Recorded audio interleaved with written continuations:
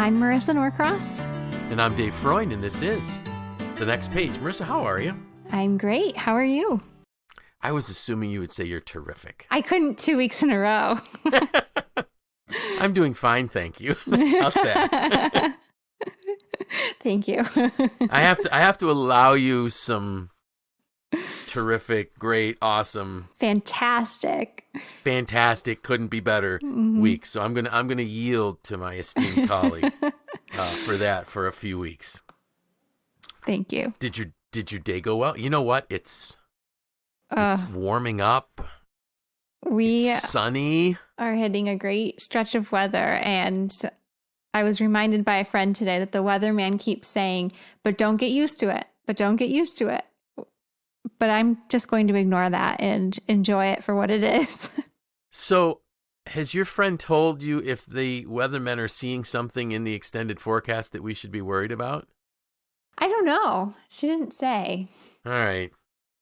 Well, we're not going to worry about it then. No, we're going to live in the present. We are going to live in the present. And you know, one of the things that I think is amazing about this year's transition, and hopefully this will hold from winter to spring, is we've had times when, you know, in March we've gotten a lot of snow and then it rained, and then you get this flooding and this as the snow melt. But we got a significant amount of snow in February, but it seems to just melting so nice and slowly. You know, where you're not going to get the flooding that can really mess up some areas. So it's just gorgeous. The sky was blue. I am going to probably need some advice from you because I do have a problem with a squirrel that keeps getting in my bird feeder. But oh, you need the squirrel buster. So is that really a device? That's what it's called. Yes. Not sponsored. Right. Squirrel Buster is not sponsored this podcast. All right. I'll have to do a search on that. Not that our listeners care anything about, but this squirrel is driving me nuts. And my family says you sound like a horrible old man as you open the door and you start screaming at the squirrel. And then, you know, and then at one point I was like, well, he deserves to eat too, but no, he doesn't. But not the bird seed. Oh, and he's making such a mess. Anyways, so wow, hopefully we didn't lose a bunch of listeners just then. So last week we talked about ladders. We're talking about them again this week. Yep. So last week we talked about, you know, ladder climbing and that we did that with the correct proper spin, that there's nothing wrong with striving to achieve and to grow and to develop, and that's climbing a ladder. And then we also talked about ladder holding, and really that's the beginning, I believe, of exercising leadership, is when you begin to look for people that really have a desire to climb and grow, and you kind of stabilize the ladder for them. Now, today we're going to move into the next phase of that. There's two more phases, ladder extending and ladder building. And ladder extending it's kind of like being a mentor, where the point there is, you know, how high will others go with some help? If I'm there to extend that ladder a bit, making sure the ladder is laying properly so we don't bang our knee like I did when I was building my house. But if you know, what could I do to help that person really grow even more by offering this mentoring aspect to their life? And there's a couple things that we need to understand, is that you can't be a ladder extender until you've achieved some things yourself. You know, because as a mentor, mentoring is sharing experience. Coaching is different. Coaching is asking probing and thought-provoking and questions that help a person develop a realization from within them. But mentoring is really where I'm sharing with my experience. So if I have nothing to share because I haven't achieved anything, well, now I got a problem. And what I love about the fact of the word mentor, it's both a verb and a noun. It's something you do and it's something you are. And a good mentor is going to exhibit soundly in both areas. And another thing about mentoring that we need to realize is no one can mentor someone in everything. Mentoring really is a specialist kind of field. And so when I say that, I'm saying that folks really need to have multiple mentors. There may be, I'll give you an example. This week at the day we're recording this was day 1 of my virtual Maxwell certification event. So we can't be in Orlando like we typically would be. So we did it virtually. And the first thing they did this morning was they introduced our mentors. And we have mentors in sales lanes, mentors in business development lanes, mentors in speaking lanes, mentors in coaching lanes. So what they're saying is that nobody can do everything. We're specialists. All of us are. So, we should I have to know what I can mentor in rather than just assume that a person just needs me as their mentor and they're going to be all set. No, they won't. If all they have is me, look, I can't even keep a squirrel out of my bird feeder. So how can I really know how to mentor in a bunch of different areas? So, and then some folks will say, well, so what do you mean my specialized area? It's your giftedness. What are you most gifted in? That's where you mentor. That's where you should be trying to engage and help and extend people's ladders. And then I found some notes in one of my books. It's in John Maxwell's Leadership book, and some things about, he said, ladder extenders are mature. And right away I thought, oh my goodness, I'm in trouble. Because I'm not all that mature in certain areas. But anyway, so this was the list that John put in there. They have to have the ability to make decisions based on the big picture, not just the immediate one. And I thought, wow, that is a huge statement. Yeah, it's really something you lead with. Because when somebody comes to me needing some mentoring, chances are they're concerned with the immediate problem. Yeah. And the immediate problem might not be the problem. It might be a symptom of the problem. So what is the big picture? Can I see the big picture? Could I see this devastating moment for this individual where they're really stressed out as, oh, this is a learning experience. This is not, this is something that's going to actually help you down the road. And then I might be asking this person to really dig deeper and experience this loss, so to speak, or this failure, so that they can make sure that they learn from it. I love this other one, the capacity to face unpleasantness, frustration, discomfort, and defeat without collapse. So why do you suppose the mentor would be able to face those things without collapse, but yet the mentee might not? Because they've done that before. They've been through it before. Been through it before. I remember hearing a story that my mom used to tell where there was this older lady at our church that was just this amazingly fine woman who really loved kids, and just she always had young people around and kids around. And apparently at one point there must have been this turmoil going on, and this woman just had a smile on her face and was just going about her day like nothing was really happening. And my mother said to her, how can you be calm in this situation? And she just smiled and looked at my mom and said, do you think I was always this calm in these situations? No, because when her kids were young, she was probably frazzled, and a little screaming a bit more than she wanted to. But with age, with experience, comes this ability to, if we have the maturity, to face it without collapse. I remember going to one of my mentors when I was at Self Lock, and with what I thought was like a huge issue, and he didn't even flinch. Like, oh, okay. So what can we do? Now, for me, it was a huge deal. For him, nah, it's just another day. It's another thing that you've gone through. The choice to live up to the responsibility and do the right thing, not the convenient thing. There's times when you're mentoring and when I'm coaching where you have to deliver a somber message, a sober message. Where you have to say, yeah, that was not good. What are you going to do about it? Or when another one that comes up is when someone doesn't want to admit that maybe they were wrong And you have to say, let's think about this. Was that the appropriate response? No, I guess it wasn't. So what do you think you need to do about that? Well, I guess I better apologize. Yeah, I think you probably should. And then you have to follow up with, so was this transgression or this wronging of this person done publicly or privately? Oh, it was in a meeting. So what does that mean? Where do you need to do the apology? Publicly. You got it. Great. Sometimes that's not, and sometimes you run the risk of losing that person as a mentee. Mm-hmm. But we're there to help them grow. We're there to help extend their ladder, not always necessarily make them happy. Mm-hmm. Willingness to stick with a task, project, or situation until it comes to a completion. That was kind of a given. The discipline to harness abilities and energies to do more than is expected. Going that extra mile.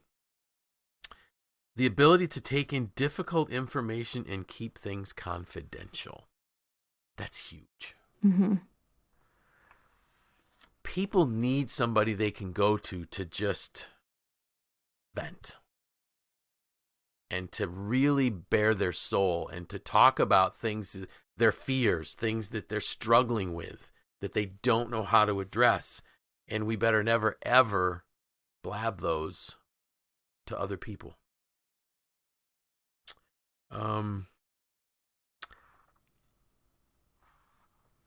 Let's see. The openness to share personal difficulties when appropriate and helpful.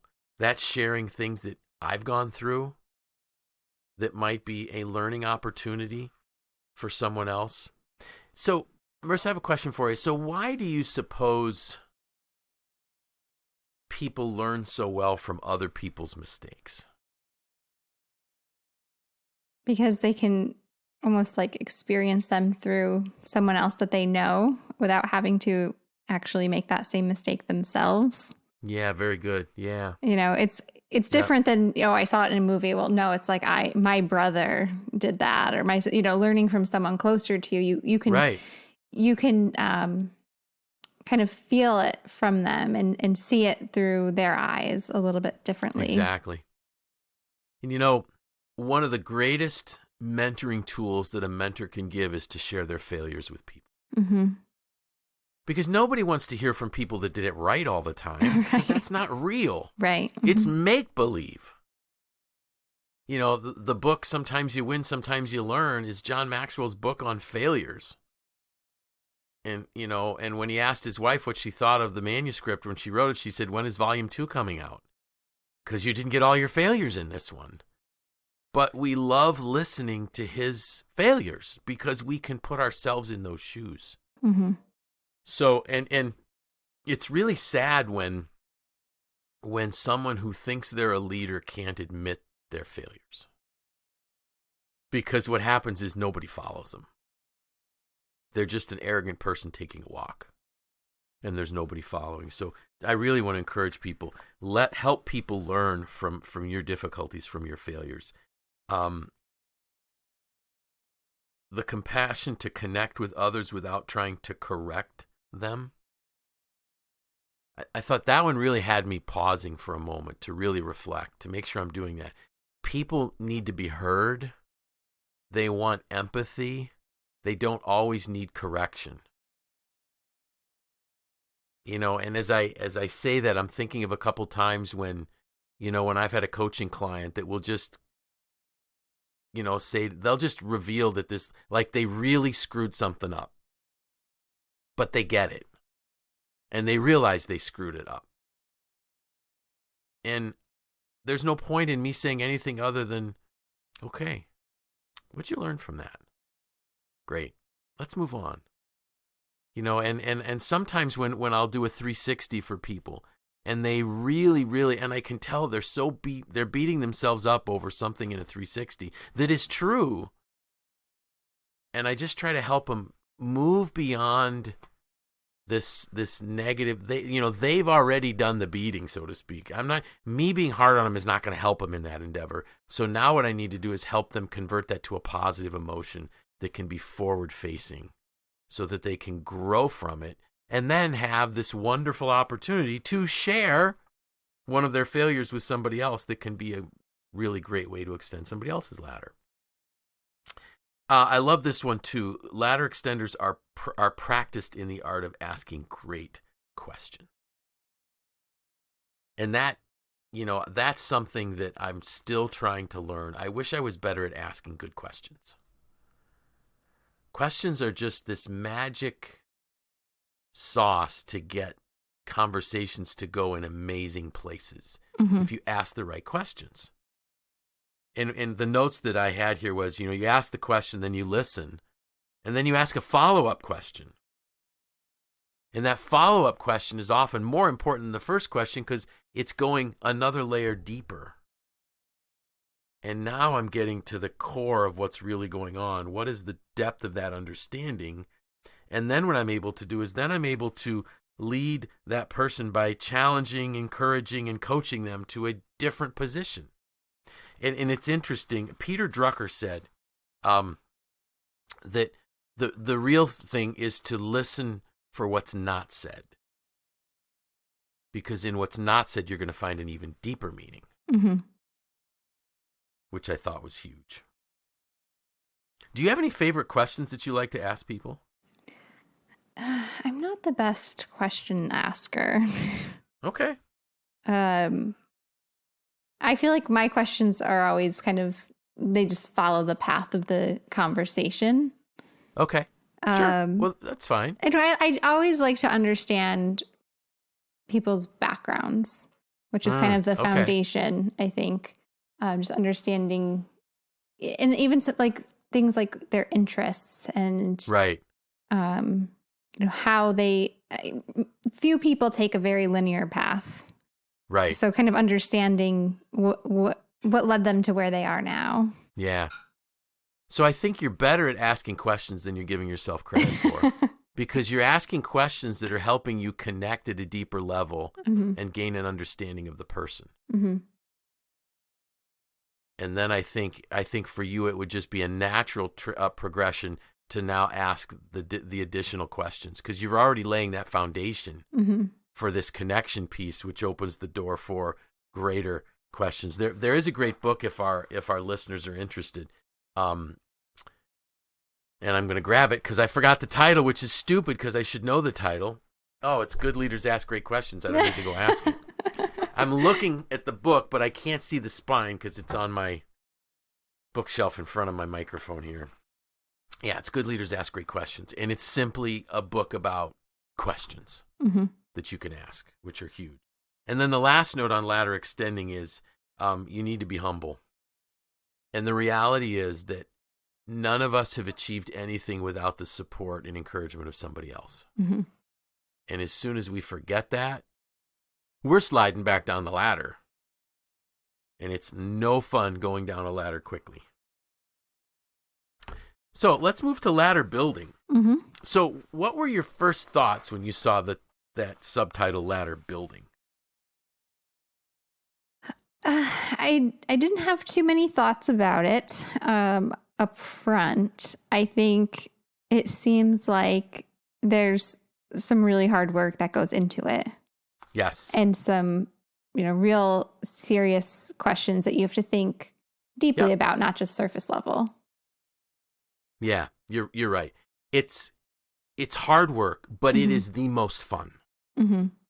Because what we're doing when we're ladder building is it's not just mentoring. I mean, we're still there as a mentor, but I really think that ladder building is a little bit more the coaching realm. I think this becomes really such a fun place because now we're really launching this person, helping them launch to what I'm going to call exponential growth, where we're not just extending a little bit of a ladder here. They're building something that's going to be very, very personal for them.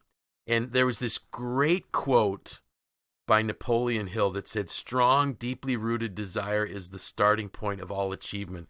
So what I really want to encourage folks to do is when you get to a point of being a ladder builder with other people, only work with people that understand the need to grow. because you're going to be investing so much of yourself in that. You don't have time to waste time with people that don't want to go anywhere. Because it's going to take a lot of time. And so some of the things we need to understand is that when we develop leaders, it benefits them, not just us. And if we're doing it just for us, stop. Leadership is about others. It's not about yourself. I'm having so much. I'm really enjoying my time with as kind of like a guest instructor in one of ESF's programs, and I just love interacting with these young people. What I do is the homework is they have to send me a paragraph of what the takeaway was from the session. And when I get these comments from these young people, like, I'm realizing that when you become a leader, it's about other people. It's not about yourself. I'm like, yes, they got it. It's so much fun to see these young people recognizing that. Another point, do I relinquish control and give other leaders the freedom to be themselves and develop their own process? So I can't control the person that's building the ladder. I'm just helping them. They have to build a ladder in the direction that they really want to go. I want to jump to,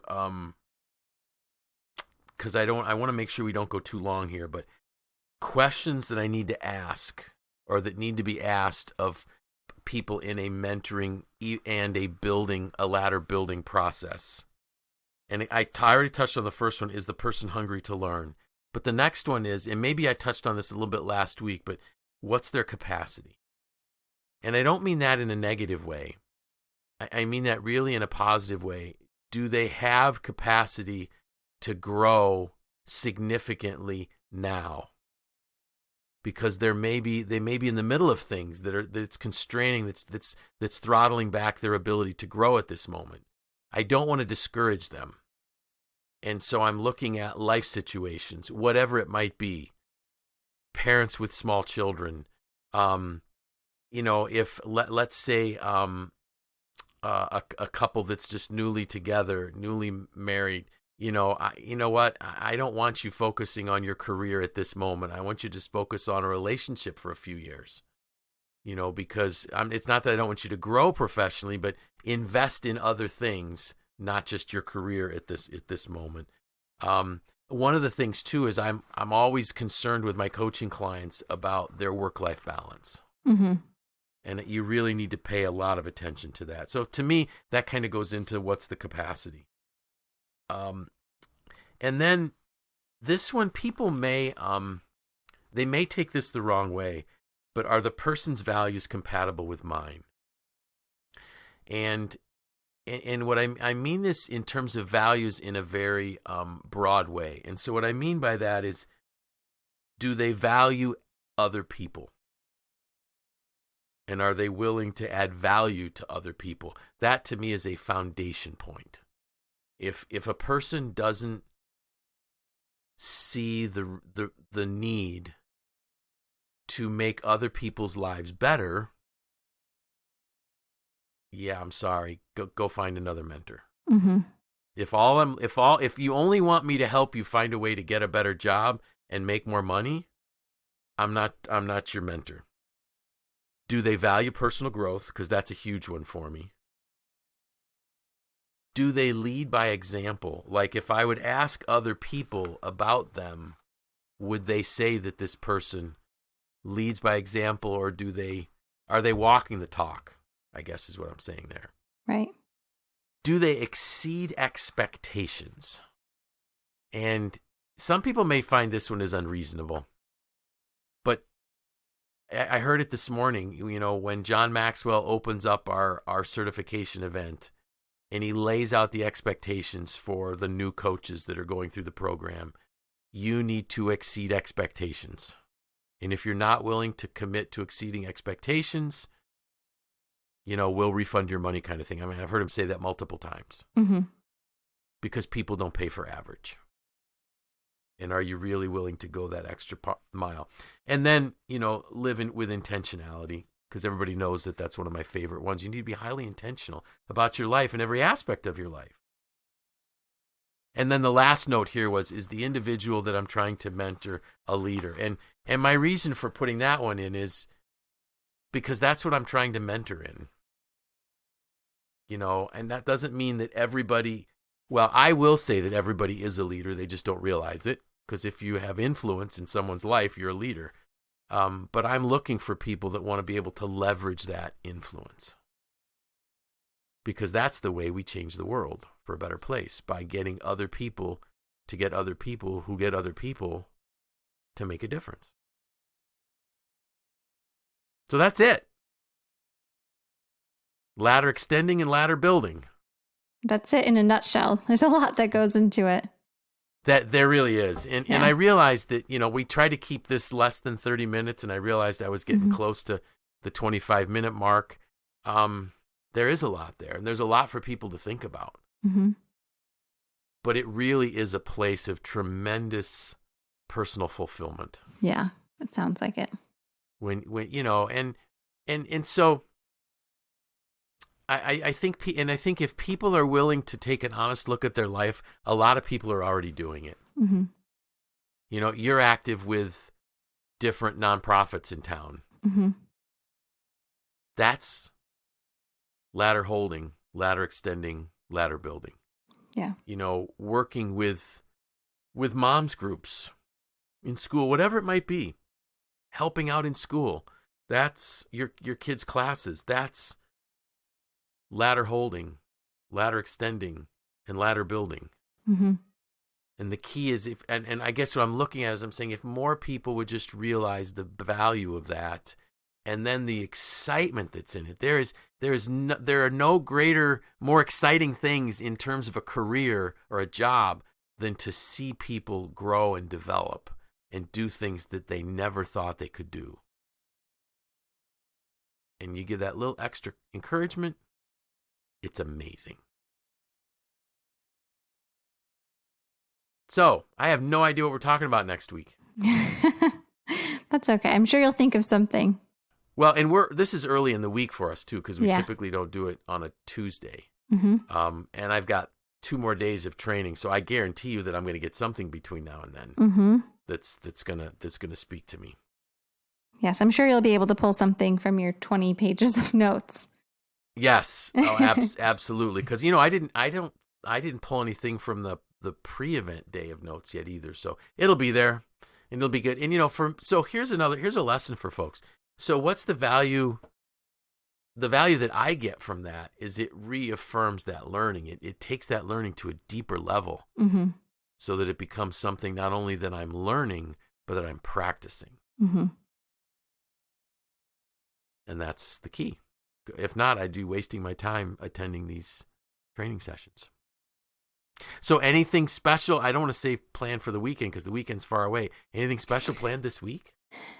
Well, the week we're recording, which is not the same as the week this comes out, like we said, is going to be beautiful weather. So yes. I am just looking forward to getting outside and picking up the yard a little bit, getting some of those sticks that have fallen down, some branches that are down. Yeah. Getting some fresh air. Which is amazing. And I did notice, I was looking out toward, we have a trellis where there's a clematis, and underneath the clematis, I noticed, now that the snow melted, there's some leaves of I forgot what kind of plant that's there. I'll remember it as soon as we get done recording.